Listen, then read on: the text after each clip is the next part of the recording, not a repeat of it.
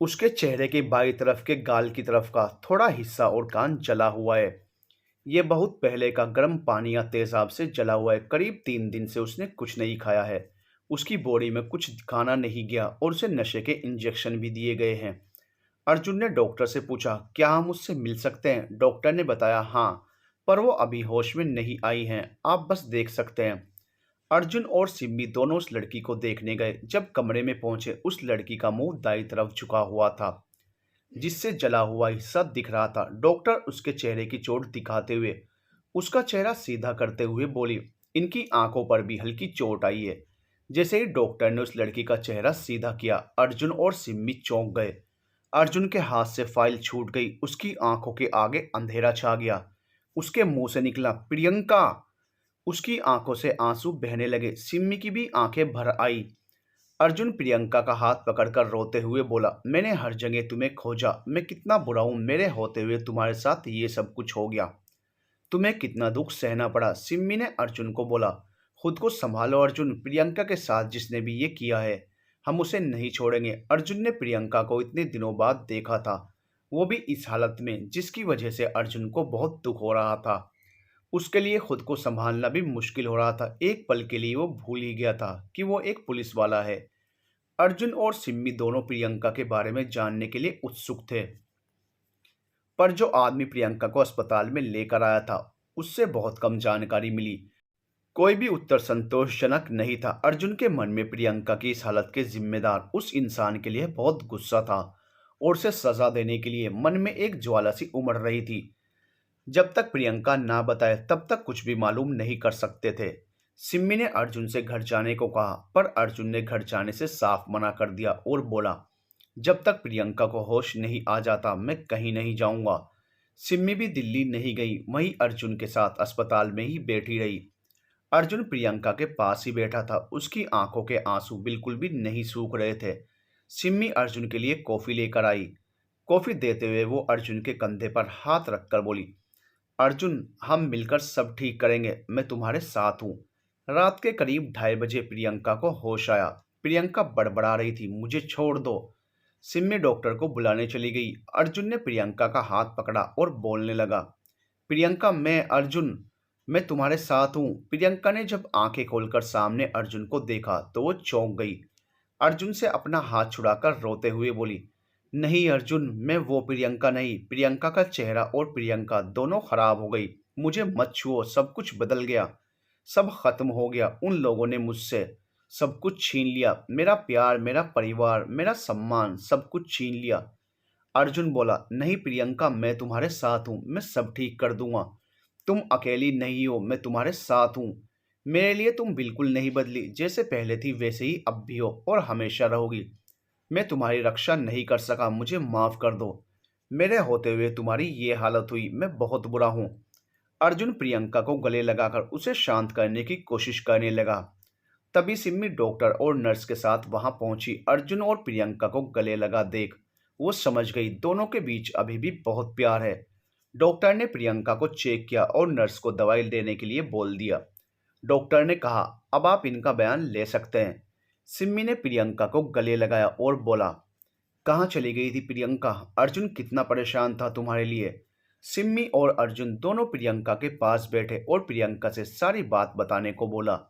प्रियंका ने बताना शुरू किया, उस दिन जब सनाया को देख मैं गुस्से में घर आ गई और थोड़ी ही देर बाद जब गुस्सा शांत हुआ तब बहुत पछतावा हुआ। मैंने कुछ ज़्यादा ही बोल दिया था। मैंने सोचा अगले दिन एयरपोर्ट पर पहुंचकर तुम्हें सरप्राइज दूंगी। मैं जब एयरपोर्ट के लिए ऑटो से निकली तब कुछ दूरी पर एक और औरत ने ऑटो में लिफ्ट ली। हम दोनों ऑटो में थे। बातों से पता चला वो वकील हैं। उनका नाम सरला था। मैंने भी वकालत पढ़ी थी तो हम दोनों बातें करने लगे। वो किसी केस के लिए दिल्ली जा रही थी, वो भी तुम्हारी फ्लाइट से जाने वाली थी। हम दोनों एयरपोर्ट की तरफ बढ़ रहे थे।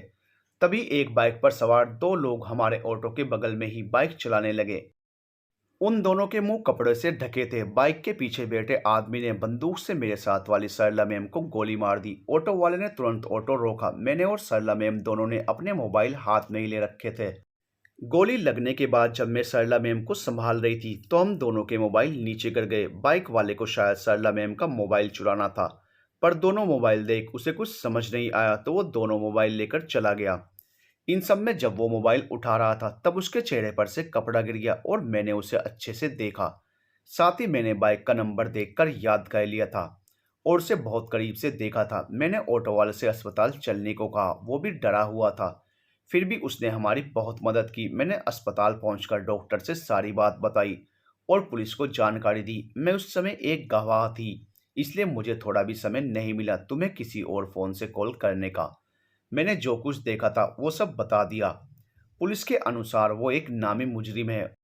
वो जिसके लिए काम करता है उसका केस दिल्ली में चल रहा था। उसके खिलाफ कत्ल के बहुत से केस चल रहे थे। ये सरला वकील उनके खिलाफ लड़ रही थी। अस्पताल में डॉक्टर ने सरला मैम को मृत घोषित कर दिया। पुलिस की पूछताछ के बाद मैं घर जाने के लिए निकली। तभी वो दोनों मुजरिम बाइक से मेरा पीछा करने लगे। वो बिल्कुल मेरे सामने आ गए और हाथ में तेजाब लिए बोले, हमारे खिलाफ बोलेगी? ऐसा बोलकर जैसे ही उन्होंने वो तेजाब मुझ पर डाला मैं भागने के लिए मुड़ी, पर तब तक मेरे चेहरे के बाईं ओर के हिस्से पर तेजाब पड़ चुका था। मैं चिल्लाने लगी, वो वहां से भाग गए। मैं लगभग 15 से 20 मिनट तक चिल्लाती रही, पर कोई मदद को नहीं आया। फिर एक रिक्शे वाले ने मुझे वहां देखकर मेरी मदद की और अस्पताल पहुंचाया। अस्पताल में पुलिस और मेरे चाचा चाची और उनकी बेटी करुण आई थी। चाची जी मुझ पर बहुत गुस्सा कर रही थी। वो बोल रही थी, भैया भाभी चले गए और ये मुसीबत हमें दे गए। वो मुझे अक्सर इस प्रकार की बातें बोला करती थी।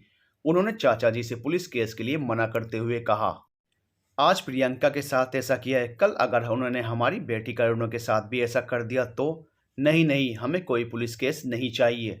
पुलिस ने कहा, जी ये तो पहले से ही एक गवाह हैं, जब तक ये खुद कुछ नहीं बोलती ये केस कानूनी ही होगा। मैं करीब 15 दिन बाद बोलने की दशा में आई। मैंने उनके खिलाफ केस करवाया, लेकिन इन सब में मैं बस अकेली ही थी, परिवार वाले साथ नहीं थे। लगभग 1.5 महीने बाद मैंने जब खुद को आईने में देखा, मैं खुद को संभाल नहीं सकी। मेरी आंखों के सामने बस अर्जुन तुम ही थे। मैं तुम्हारे लायक नहीं थी, मुझ में हिम्मत नहीं थी तुम्हारे सामने आने की, तुमसे बात करने की। इसलिए मैंने एक खत लिखकर तुम्हारे घर के लेटर बॉक्स में डाल दिया। केस लड़ना बहुत मुश्किल था। वो बहुत बड़ा मुजरिम है, उसका नाम इंदर है। उसकी पहुंच बहुत ऊपर तक है। फिर भी मैं हिम्मत करके केस लड़ती रही, पर मैं केस हार गई। मेरे वकील सतीश चंद्रा ने उस केस को और मजबूत कर दिल्ली हाई कोर्ट में डालने की कोशिश के लिए बोला। तब तक के लिए उन्होंने मुझसे अपनी सुरक्षा खुद करने को कहा, क्योंकि उन्हें डर था कि वो छूटने के बाद बदला जरूर लेगा। केस के शुरू होने से लेकर इन सब में 9 महीने से भी ज्यादा का समय लग गया था। मैंने अपने परिवार के साथ देहरादून छोड़ने का फैसला किया और बिना किसी को बताए नोएडा आ गए।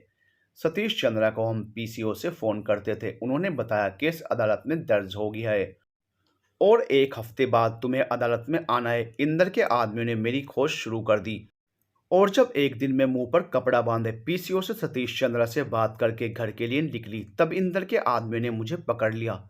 वो मुझे बहुत अजीब सी जगह ले गए। वहां इंदर आया। वो बोला, तुझे पहले ही मार देना चाहिए था। और उसने मुझे बहुत यातनाएं दी। एक दिन मौका मिल गया। वो मुझे बेहोश कर वैन से किसी दूसरी जगह पर लेकर जा रहे थे। रास्ते में मुझे होश आया तो वैन रुकी हुई थी। वो सब वैन से बाहर किसी से बहस कर रहे थे। मैंने वहां से भागकर एक कार वाले आदमी से मदद मांगी।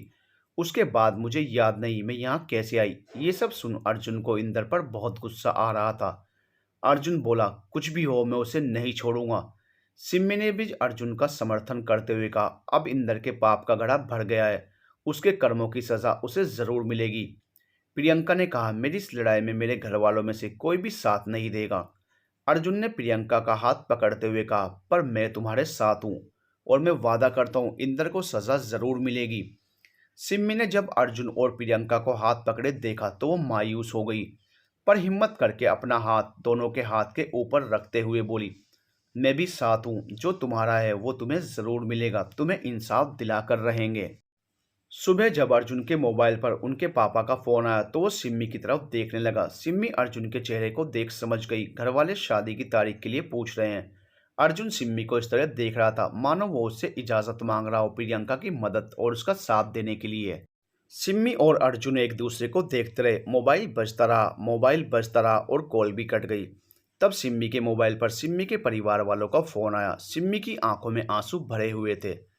सिम्मी ने फोन उठाया और पापा को नमस्ते करते हुए बोली, पापा, हम दोनों को इस साल इतनी लंबी छुट्टी नहीं मिल सकेंगी कि शादी हो सके। अगले साल की कोई तारीख देख लेना। इन सब बात का पता प्रियंका को नहीं था। अर्जुन ने सिम्मी को गले लगाकर थैंक यू बोलते हुए कहा, तुम मेरे बिना कुछ कहे सब कुछ समझ जाती हो। सिम्मी बोली, बचपन से तुम्हें जानती हूँ, समझती हूँ। तुम्हारे दिल की बात को कैसे नहीं समझूंगी। सिम्मी दिल्ली के लिए निकल गई। वहां पहुंचकर इंदर के खिलाफ केस दर्ज किया। उस पर पहले से ही बहुत से केस चल रहे थे। प्रियंका की सुरक्षा के लिए अर्जुन ने सिम्मी से प्रियंका को अपने पास रखने का सुझाव दिया। सिम्मी और प्रियंका एक साथ रहने लगे। सिम्मी प्रियंका को बीते कल से बाहर निकालने के लिए पूरी कोशिश कर रही थी, पर प्रियंका तो जैसे मुस्कुराना ही भूल चुकी थी। सिम्मी ने प्रियंका को अपने और अर्जुन की बचपन की शरारत भरे फोटो दिखाए। तब प्रियंका ने सिम्मी से पूछा, सिम्मी, तुम इतने साल एक साथ रहे, तो क्या तुम्हें कभी अर्जुन से प्यार नहीं हुआ। सिम्मी ने नजरें झुकाकर कहा, हाँ, दोस्तों में प्यार तो रहता ही है, तभी तो दोस्ती इतनी लंबी खींचती है।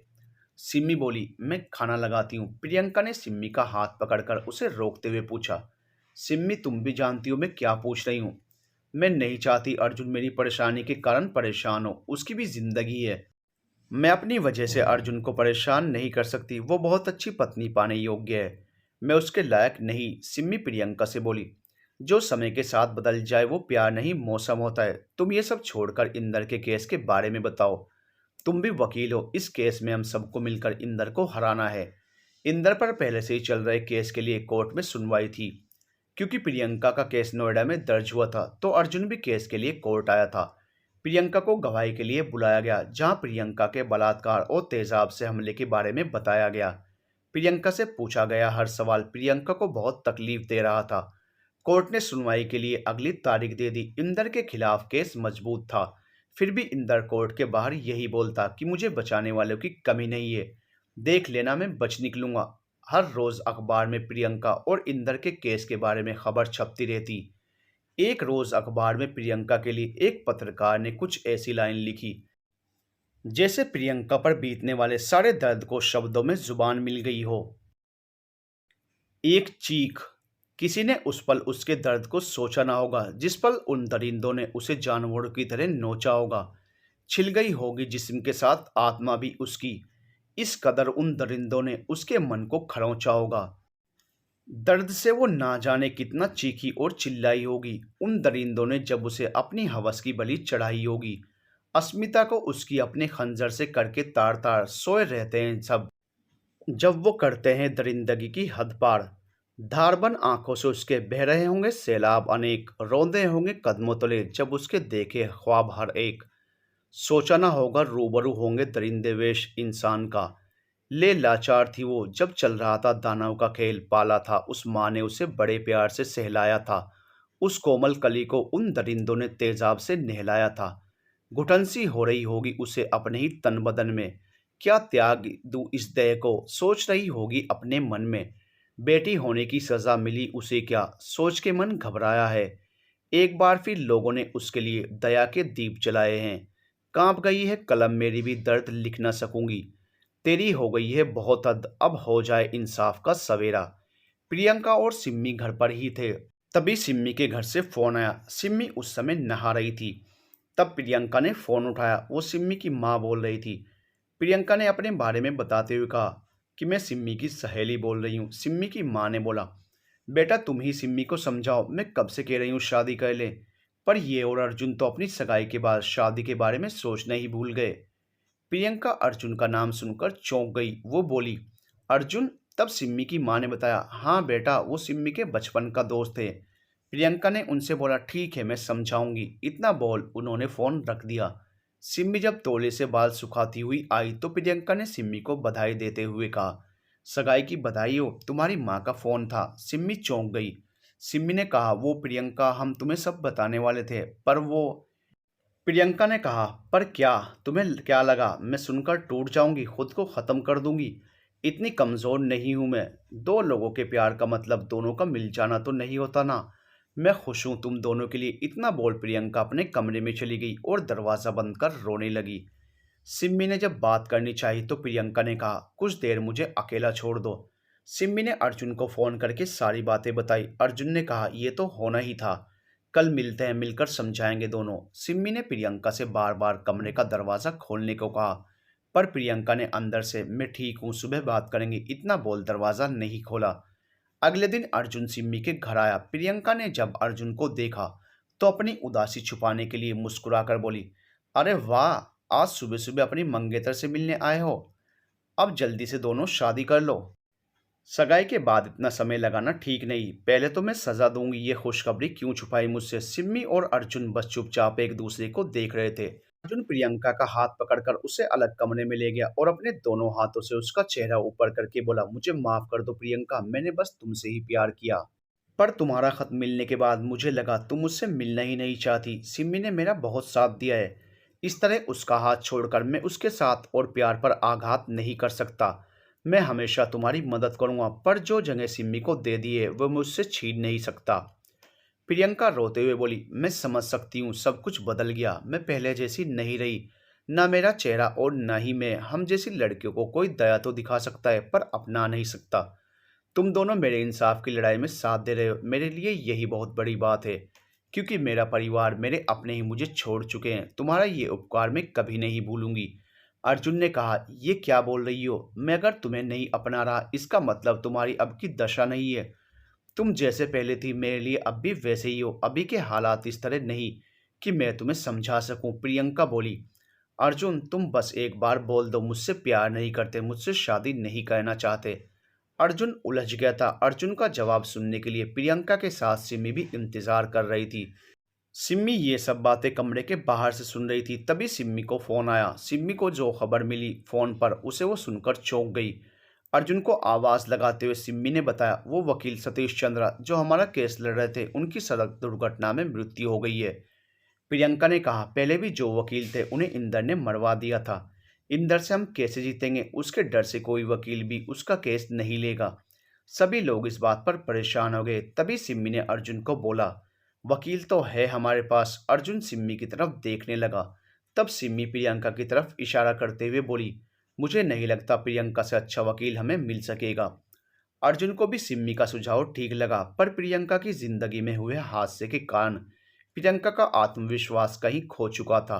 प्रियंका ने कहा, मुझे अपने जले हुए चेहरे के साथ किसी के सामने भी जाने में डर लगता है। मैं ये सब कैसे करूंगी? सिम्मी और अर्जुन ने प्रियंका को बहुत समझाया पर वो नहीं मानी। थोड़ी देर बाद सिम्मी कुछ सोचते हुए बोली, अर्जुन तुम यहाँ आए हो तो चलो किसी रेस्टोरेंट में चलते हैं। सिम्मी की इस बात पर प्रियंका के साथ अर्जुन को भी बहुत आश्चर्य हुआ। इतने गंभीर समस्या के समय सिम्मी को रेस्टोरेंट जाना है? सिम्मी ने बिना समय लगाए जल्दी से सबको चलने को कहा। सिम्मी ने बोला, आज स्पेशल वाले रेस्टोरेंट में जाएंगे। सिम्मी के कहने पर तीनों एक रेस्टोरेंट में पहुंचे। प्रियंका ने मुंह नीचे कर दुपट्टे से मुंह ढककर बैठी थी। तभी एक लड़की वहां ऑर्डर लेने आई। सिम्मी ने प्रियंका से कहा, ऑर्डर देने के लिए। प्रियंका का मन तो नहीं था, पर सिम्मी के कहने से प्रियंका ने ऑर्डर देकर जैसे ही मेन्यू वापस दिया तो प्रियंका की नज़र उस लड़की पर पड़ी। उस लड़की का आधा चेहरा जला हुआ था, एक आंख भी खराब हो गई थी। वो मुस्कुराकर वहां से चली गई। प्रियंका ने चारों ओर नजर घुमाई। वहां काम करने वाली सभी लड़कियां थी। सबके चेहरे जले हुए थे। किसी के हाथ तो किसी का पूरा चेहरा, किसी के कान नहीं थे तो किसी के नाक नहीं। सभी लोग उनसे सामान्य रूप से मिल रहे थे, बात कर रहे थे। उन लड़कियों ने मुंह भी ढका नहीं था। वो खुश थी, मुस्कुरा रही थी, मजाक कर रही थी, साथ में सेल्फी ले रही थी। अर्जुन सिम्मी का रेस्टोरेंट लाने का उद्देश्य समझ चुका था। प्रियंका की आंखों में आंसू आ गए। सिम्मी ने कहा, इंसान कभी नहीं हारता जब तक उसका मन न कहे। जो कुछ हुआ उसमें तुम्हारी क्या गलती? तुम क्यों छुपाओ अपना चेहरा? चेहरा तो बुरा काम करने वालों को छुपाना चाहिए। प्रियंका ने अपने चेहरे से दुपट्टा हटाया और हिम्मत से बोला, मैं ये केस जरूर लड़ूंगी। अर्जुन ने बोला, हम तीनों मिलकर जीतेंगे। प्रियंका ने सतीश चंद्र के यहाँ उनके सेक्रेटरी से सभी दस्तावेज लिए और पूरी तैयारी के साथ कोर्ट से केस लड़ने की इजाज़त मांगी। प्रियंका का खोया हुआ आत्मविश्वास धीरे धीरे वापिस आ रहा था। इंदर के आदमी ने उसे बहुत डराया, बहुत धमकाया, पर प्रियंका नहीं डरी। केस चलता रहा। अगली तारीख, फिर अगली तारीख। करीब 1 साल 2 महीने बाद अदालत ने इंदर को आजीवन कारावास की सजा सुनाई। ये प्रियंका के लिए बहुत बड़ी कामयाबी थी। इंदर हंसते हुए बोला, मैं ज्यादा समय नहीं रहने वाला जेल में। जैसे ही मौका मिला सबसे पहले तुम तीनों को सबक सिखाऊंगा। सिम्मी उसे जेल ले जाने के लिए उसके साथ ही जीप में बैठी थी। इंदर धमकी पर धमकी दे रहा था, सिम्मी बस मुस्कुरा रही थी। इंदर बोल रहा था, हंस ले जितना हंसना है, तेरी ये हंसी और शक्ल प्रियंका से भी बुरी कर दूंगा। जीप जैसे ही पुल पर आई, सिम्मी ने इंदर की तरफ देखकर बोला, तेरा बायोडाटा पढ़ा सुना है, तुझे तैरना नहीं आता? सिम्मी की मुस्कान और उसके ऐसे सवाल से इंदर के मन में कुछ अनहोनी की आशंका हुई। सिम्मी ने जीप चला रही कांस्टेबल स्वाति से इशारा किया। इंदर उठकर सिम्मी पर अपने बंदे हाथ से हमला करने लगा। इतने में स्वाति ने जीप इस तरह घुमाई कि वो पुल के नीचे बह रही नदी में जा गिरी। स्वाति और बाकी के कांस्टेबल वहां से तैरकर निकल गए। थोड़ी देर बाद सिम्मी भी पानी से बाहर आ गई। सिम्मी और उसके साथियों ने बताया, इंदर के जीप में हमला करने से जीप बेकाबू हो गई और नदी में जा गिरी। थोड़ी देर बाद इंदर की लाश पानी से निकाली। इस बात का पता जब अर्जुन को चला तो वो समझ गया ये सब सिम्मी की योजना थी। जहां एक और इस काम के लिए सिम्मी पर कई सवाल उठे, पर सिम्मी के साथ के कांस्टेबल और पुलिस के सहयोग से सब सवालों के संतोषजनक उत्तर दे दिए। वहीं दूसरी तरफ सभी लड़कियां और वो सब जो ऐसे लोगों का शिकार बन चुकी थी, उन्होंने एक राहत की सांस ली। उन सब ने सिम्मी की बहुत तारीफ की। अर्जुन, सिम्मी और प्रियंका तीनों के सहयोग से लड़कियों के लिए खतरा बन चुके मुजरिम को उचित सजा मिली। एक बड़े केस की जीत के बाद प्रियंका के पास और भी केस के प्रस्ताव आने लगे। प्रियंका के लिए सफलता और अतीत के अंधेरे से निकलने के लिए रास्ता मिल गया था। इस बात से अर्जुन और सिम्मी दोनों खुश थे। प्रियंका के पास अब एक अलग ऑफिस और घर था। लेकिन बात वापस वहीं शादी पर आ गई। अर्जुन और सिम्मी के परिवार वालों ने आकर दोनों को सरप्राइज दिया। अर्जुन और सिम्मी दोनों उस समय दिल्ली में ही थे। वो प्रियंका का हर प्रकार से सहयोग कर रहे थे।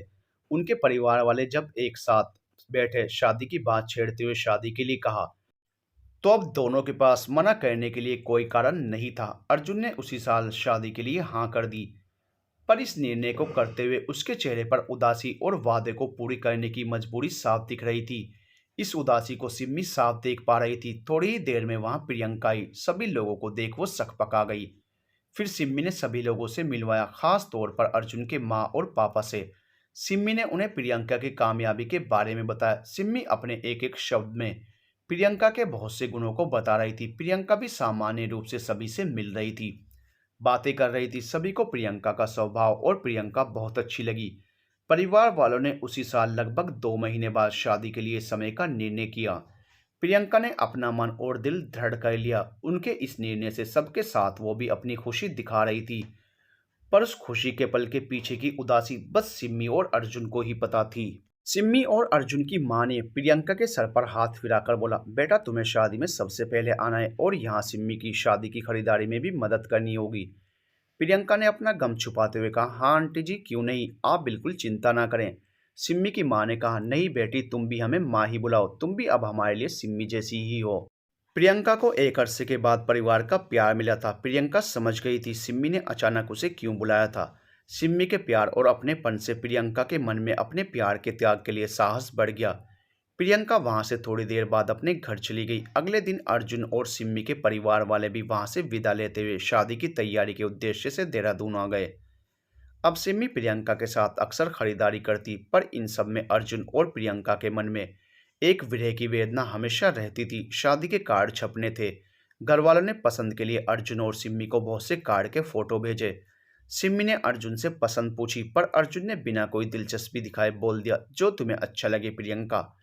प्रियंका का नाम सुन सिम्मी ने अर्जुन से बोला, मैं सिम्मी हूँ अर्जुन। अर्जुन थोड़ा सकपका गया और सॉरी बोलते हुए बोला, हाँ वो मुंह से निकल गया। सिम्मी ने कहा, मुंह पर उन्हीं का नाम आता है जो दिल में हो। अर्जुन अपनी नजरें चुराकर मोबाइल चलाते हुए बोला, क्या बोल रही हो? सिम्मी मुस्कुराते हुए बोली, क्यों खुद से झूठ बोल रहे हो अर्जुन? जो तुम कर रहे हो उससे हम तीनों खुश नहीं रहेंगे। तुम्हें पाकर भी मैं नहीं पा सकती, क्योंकि तुम प्रियंका के दिल में और प्रियंका तुम्हारे दिल में है। अर्जुन आश्चर्य से सिम्मी को देखते हुए बोला, पर अब ऐसा कुछ नहीं है सिम्मी, प्रियंका भी इस बात को समझ चुकी है। तुमसे वादा कर तुम्हें बीच राह में नहीं छोड़ सकता। सिम्मी अर्जुन का हाथ पकड़कर बोली, कौन सा वादा? जिस वादे को तुम्हारे दिल ने कभी माना ही नहीं। तुम्हें बचपन से जानती हूँ, कुछ ना भी बोलो तो भी समझ जाती हूँ। अर्जुन अब अपनी उदासी को आंखों से बहने से नहीं रोक सका। तुम और प्रियंका जरूर मिलोगे, सिम्मी ने बोला, घर वालों को मैं समझा लूंगी। घर वालों को समझाना आसान नहीं था। अर्जुन और सिम्मी दोनों छुट्टी लेकर घर गए और सबके सामने सारी बात कही। अर्जुन के घर वालों को समझाना मुश्किल था, प्रियंका का बलात्कार हुआ था, उस पर तेजाब से हमला हो चुका था। अर्जुन की तरह उसके परिवार का दिल बड़ा नहीं था। समाज के तानों के बारे में सोचकर वो लोग बिल्कुल भी सहमत नहीं हुए। प्रियंका उन्हें पसंद थी, पर एक बहू के रूप में नहीं। सिम्मी ने उसके घर वालों को बहुत समझाया। अर्जुन के निर्णय की प्रशंसा करने के बजाय उसकी पसंद को ही गलत बोल रहे थे। सिम्मी ने अर्जुन की माँ से बोला, आप भी एक औरत हैं, एक औरत के नजरिए से सोचिए, क्या प्रियंका को हक नहीं सामान्य जीवन जीने का, शादी करने का, खुश रहने का? सिम्मी की इसी प्रकार की कही बातों ने उन सब की सोच और निर्णय को बदलने पर मजबूर कर दिया। प्रियंका को सिम्मी ने फोन कर अपने घर देहरादून बुलाया और शादी के बारे में बताते हुए बोली, इस जन्म में अर्जुन तुम्हारा, पर अगले जन्म में मैं अर्जुन को तुम्हें नहीं दूंगी।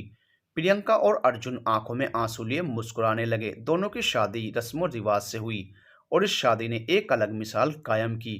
प्रियंका का कन्यादान सिम्मी की माँ और पिताजी ने किया। उन्होंने प्रियंका को अपनी बेटी माना ही नहीं, बल्कि बेटी के लिए अपने कर्तव्य भी पूरे किए। प्यार सच्चा हो तो चेहरे की सुंदरता मायने नहीं रखती, बस दिल रखता है। प्रियंका अपने वकालत में इतनी कुशल थी कि जल्दी ही सफलता और प्रसिद्धि मिलने लगी। प्रियंका बलात्कारियों के खिलाफ और एसिड अटैक के खिलाफ लड़कियों के लिए बिना किसी शुल्क के केस लड़ती है। अनिरुद्ध जी से सिमरन सिम्मी की कहानी सुना रही थी, ने पूछा, सिम्मी का क्या हुआ? सिमरन ने बोला, सिम्मी को दो ही लोगों से प्यार था, एक अर्जुन और दूसरा अपना देश से। उसने पूरा जीवन देश को समर्पित करने को सोचा और कभी शादी ना करने का फैसला लिया। प्यार तो एक तरफा मोहब्बत को कहते हैं, जो दोनों तरफ से हो उसे किस्मत कहते हैं। अर्जुन को पाकर भी अगर अर्जुन के दिल में प्रियंका हो, वो उदास रहे, तो क्या ऐसे प्यार को हासिल करने से कोई फायदा होगा जिसमें अपने प्यार की खुशी ही ना हो? प्यार को पाने से ज्यादा उसकी खुशी महत्व रखती है। अर्जुन और प्रियंका को साथ खुश देखना ही सिम्मी के लिए प्यार था, और ऐसा प्यार वो अर्जुन के साथ हमेशा करती रहती है।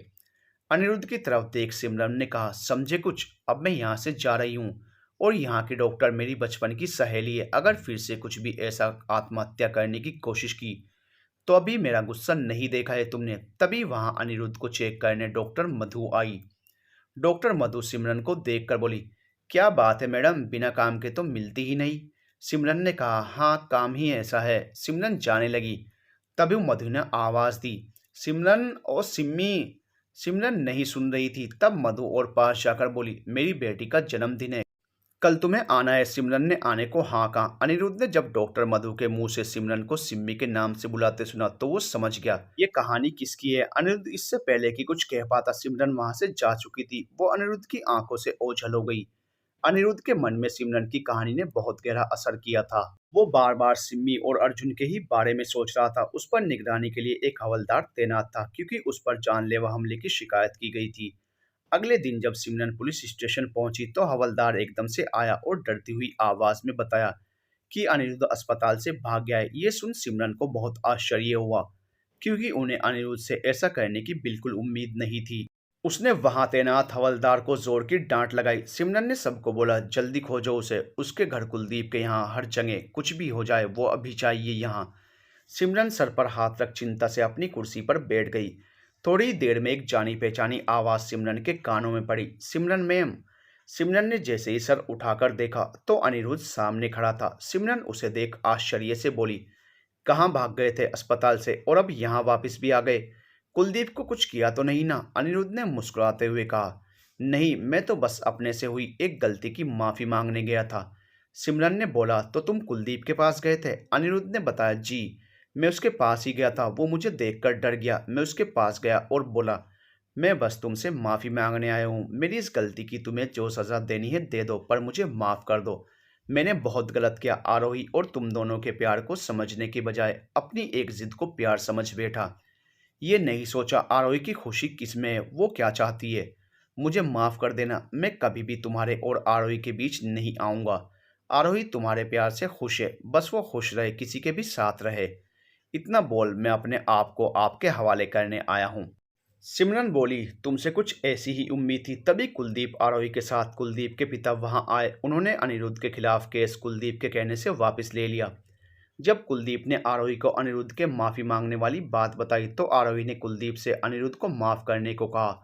वो हमारा दोस्त है, उसे अपनी गलती का एहसास है। सिमरन ने सभी बातों और सबके स्टेटमेंट लेके साइन करा लिए और अनिरुद्ध को चेतावनी देकर छोड़ दिया। अनिरुद्ध से कहा, नए सिरे से जीवन शुरू करो।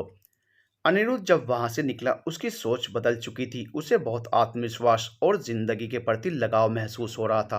वो अपने परिवार से मिलकर बहुत खुश हुआ। उनसे भी अपने किए की माफी मांगी। कॉलेज में 12वीं के पेपर का समय आने वाला था। अनिरुद्ध के पास इन सब घटनाओं के बाद बहुत कम समय था। उसे मेहनत करके अपनी छवि को फिर से सफल बनाना था। वो कॉलेज जाता पर अब किसी से बात नहीं करता, बस क्लास और पुस्तकालय। यदि कहीं आरोही और कुलदीप दिख भी जाते तो अनिरुद्ध वहां से चला जाता। वो उन लोगों के पास भी नहीं जाता, ना बात करता। वो अपनी खुद से हुई दोस्ती से खुश था। पर आरोही को ये सब बहुत अखरता था। अनिरुद्ध का नजरअंदाज करना उसे अच्छा नहीं लगता था। वो बचपन का दोस्त थे।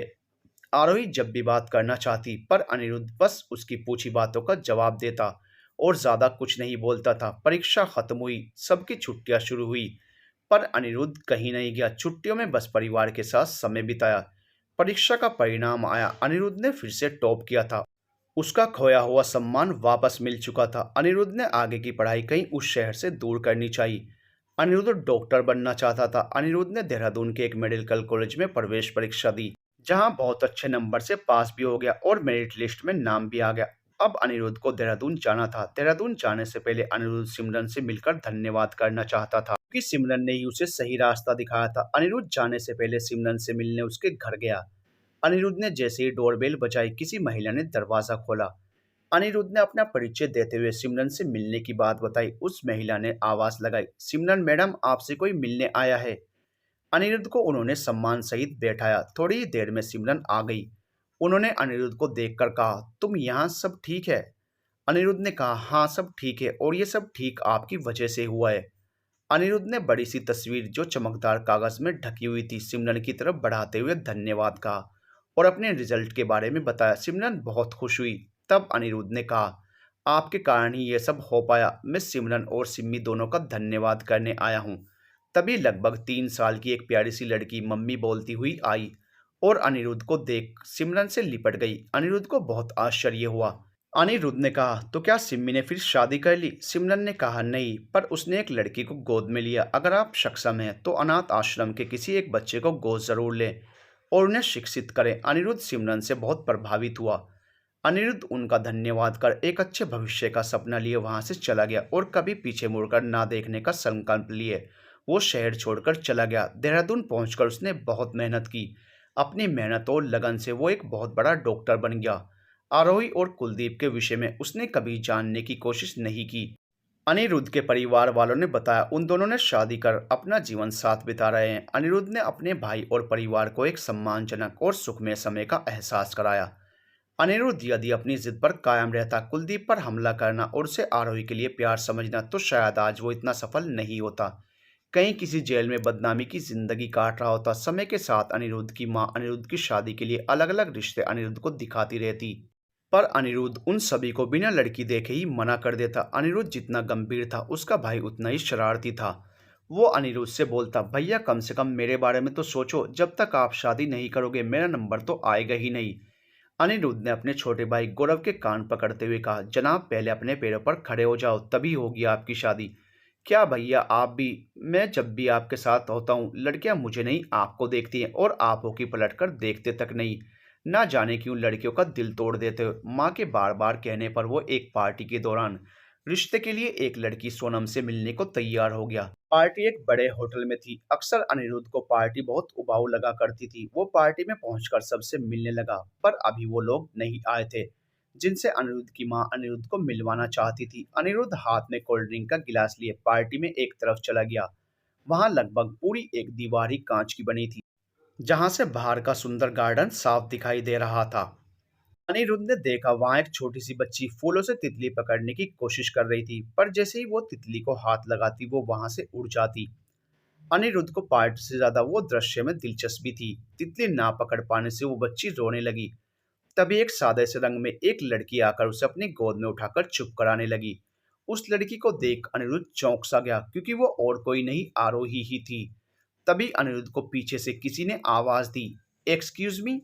अनिरुद्ध ने जैसे ही मुड़कर देखा, वहां सुंदर नीले रंग का गाउन पहने खूबसूरत सी लड़की खड़ी थी। गले में डायमंड की चेन उसकी खूबसूरती को और निखार रही थी। वो अपने नाम की तरह ही किसी अप्सरा की तरह खूबसूरत थी। उस लड़की ने हाथ बढ़ाते हुए बोला, हाय मैं सोनम। अनिरुद्ध ने हाय बोला जैसे ही पीछे मुड़कर उस बच्ची और उस लड़की को देखना चाहा, पर तब तक वो दोनों ओझल हो गए। अनिरुद्ध सोनम से बात करने लगा, पर उसके मन में यही चल रहा था, क्या वो लड़की आ रही थी। सब बातें करने के बाद घर के लिए चल दिए। कार में बैठ गौरव के आने का इंतजार करने लगे। गौरव थोड़ी देर में आया तो अनिरुद्ध ने पूछा, कहाँ था, हम सब कब से इंतजार कर रहे थे। वो माँ और पिताजी को देख बोला, वो एक दोस्त मिल गया था, उसी से बात कर रहा था।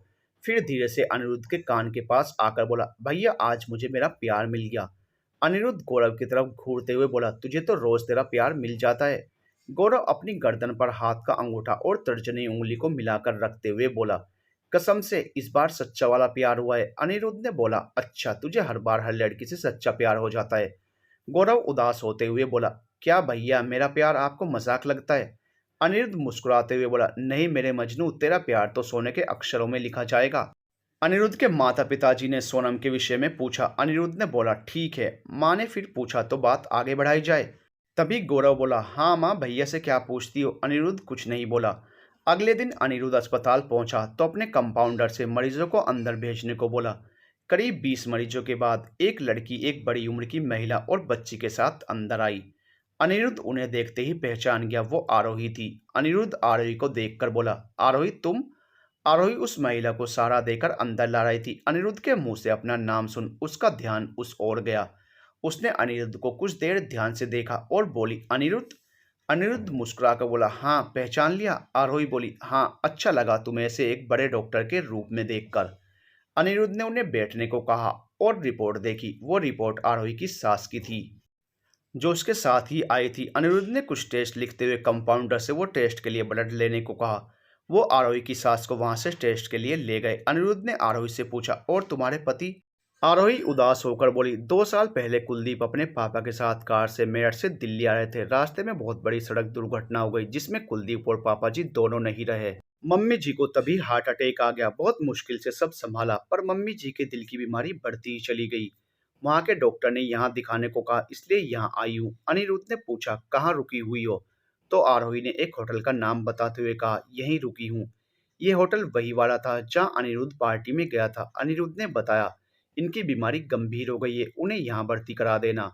अनिरुद्ध ने जैसे कहा आरोही ने वैसा ही किया। जब अनिरुद्ध एक रोज अस्पताल में घूमते हुए मरीजों को देख रहा था, तब वो आरोही की सास से मिला। उन्होंने बातों में बोला, मुझे आरोही की बहुत चिंता रहती है। मेरी बीमारी में बहुत रुपये लग गए, मेरे बाद उसका कौन सहारा होगा। वो बिल्कुल अकेली हो जाएगी। कितनी बार दूसरी शादी को बोला तो बोलती है, मैं अपनी बेटी के साथ ही खुश हूँ। कोई भी मेरी बेटी को उसके वास्तविक पिता समान प्यार नहीं दे सकेगा।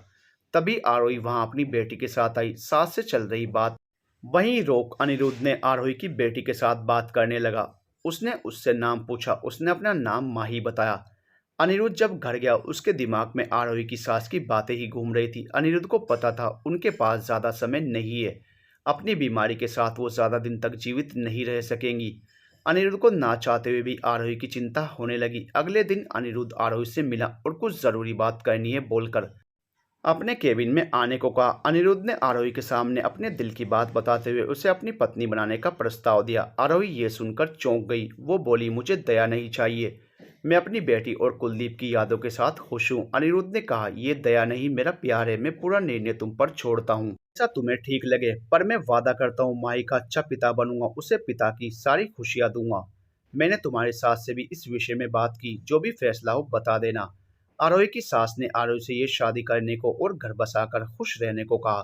बहुत सोचने के बाद आरोही शादी के लिए मान गई। अनिरुद्ध के माँ ने अनिरुद्ध को समझाते हुए कहा, वो एक विधवा है और एक बच्ची की माँ भी। अनिरुद्ध ने बोला, तो क्या हुआ माँ, जीवन खत्म तो नहीं हो जाता, उसे भी हक है खुश रहने का। अनिरुद्ध ने अपनी बातों से सबको बहुत मुश्किल से मना लिया। सोनम से मिल सभी हालात समझाकर उसे माफी मांगते हुए दोस्ती का हाथ बढ़ाया। सोनम के मन में अनिरुद्ध के लिए बहुत सम्मान उत्पन्न हो गया। सबके सहमत होने के बाद अनिरुद्ध ने आरु से शादी कर उसे और उसकी बेटी को अपना लिया और दोनों हमेशा हमेशा के लिए एक हो गए।